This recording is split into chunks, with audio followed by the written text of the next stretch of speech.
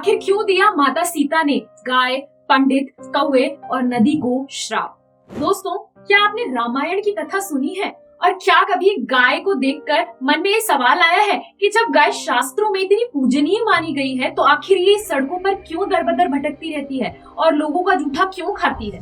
और पंडित इतनी दान दक्षिणा मिलने के बाद भी हमेशा असंतुष्ट और गरीब क्यों रहते हैं?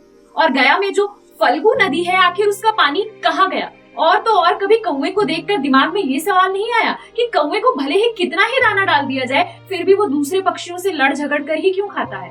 अगर आप भी ऐसे सवालों से परेशान रहते हैं तो आज की इस वीडियो में हम आपको बताने वाले हैं रामायण का वो किस्सा जो ब्राह्मण, फल्गु नदी, गाय, कौवे और वट वृक्ष से जुड़ा हुआ है। इसी के साथ सीता माता के उस दंड के बारे में भी आज हम इस वीडियो में आपको बताएंगे। तो क्या है ये सारा किस्सा? ये सभी बातें जानने के लिए बने रहिए हमारे साथ इस वीडियो के अंत तक। तो दोस्तों, बात ऐसी है कि रामायण के दौरान जब राजा दशरथ की मृत्यु हो गई थी और श्री राम, माता सीता और लक्ष्मण जी को उनकी मृत्यु के बारे में पता चला, तो राजा दशरथ की तिथि पर श्री राम ने पिंडदान करने का निश्चय किया। पिंडदान के लिए वो तीनों गया में बहती हुई पवित्र फल्गु नदी पर गए। वहां पर जब पंडित ने श्री राम जी को पूजा से जुड़ी हुई कुछ सामग्री लाने को कहा तो श्री राम ने पिंडदान का सारा सामान लक्ष्मण जी को लाने के लिए भेज दिया। अब लक्ष्मण जी पिंडदान की सामग्री लेने के लिए तो चले गए, लेकिन जब बहुत देर तक नहीं लौटे तो श्री राम को चिंता हुई और वह लक्ष्मण जी को देखने के लिए उनके पीछे पीछे चले गए। अब मुहूर्त का समय निकला जा रहा था और पंडित बार बार माता सीता को पूजा करने के लिए आग्रह कर रहे थे।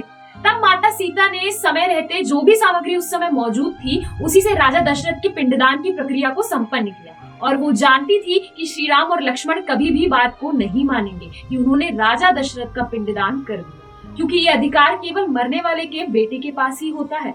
अब जबकि पिंडदान करते ही आकाश में भविष्यवाणी हो गई थी कि राजा दशरथ ने माता सीता की पूजा स्वीकार कर ली है, तो अपनी बात का भरोसा दिलाने के लिए माता सीता ने वहाँ मौजूद पंडित, बड़ के वृक्ष, गाय, कौवे और फल्गु नदी अपने कर्म का साक्षी बनने को कहा। लेकिन उस समय तो इन पांचों ने सीता जी से हाँ कर दी। लेकिन जब श्री राम और लक्ष्मण वापस आए और उन्होंने पिंडदान के बारे में पूछा, तब श्री राम के गुस्से को देखकर पंडित, कौवा, फल्गु नदी और गाय अपनी बात से मुकर गए। जबकि बरगद के पेड़ ने माता सीता की गवाही दे दी, तो श्री राम और लक्ष्मण जी ने तो माता सीता का विश्वास कर लिया, लेकिन सीता जी ने क्रोधित होकर ब्राह्मण को अभिशाप दिया कि तुम हमेशा दूसरों से मांग कर अपना पेट भरोगे और कभी भी संतुष्टि नहीं पाओगे। वहीं सीता जी ने फल्गु नदी को दंड दिया कि तुम कहने को तो नदी ही होगी, लेकिन तुम्हारा सारा पानी सूख जाएगा। और यही कारण है कि आज भी फल्गु नदी में पानी नहीं है और वो सिर्फ नाम की नदी है। इसी तरह सीता माता ने कौवे को भी दंड दिया कि तुम्हें चाहे भरपेट खाना मिलेगा, लेकिन फिर भी तुम लड़ झगड़ कर दूसरों से मांग कर ही खाना खाओगी। और इसी के साथ उन्होंने गाय को भी दंड दिया कि भले ही कलयुग में तुम्हारी पूजा की जाएगी, लेकिन तुम्हारा पीछे का हिस्सा ही पूजनीय होगा और तुम सड़कों पर जूठन खा खा कर अपना गुजारा करोगी। इसी के साथ बरगद के पेड़ ने माता सीता की गवाही दी थी, तो उन्होंने बरगद के पेड़ को वरदान दिया कि तुम्हें लंबी आयु प्राप्त होगी और कलयुग में कोई भी पूजा पाठ तुम्हारे बिना नहीं किया जाएगा। उसी के साथ सुहागन स्त्रियां अपने पति की लंबी आयु के लिए तुम्हारी पूजा करेंगी।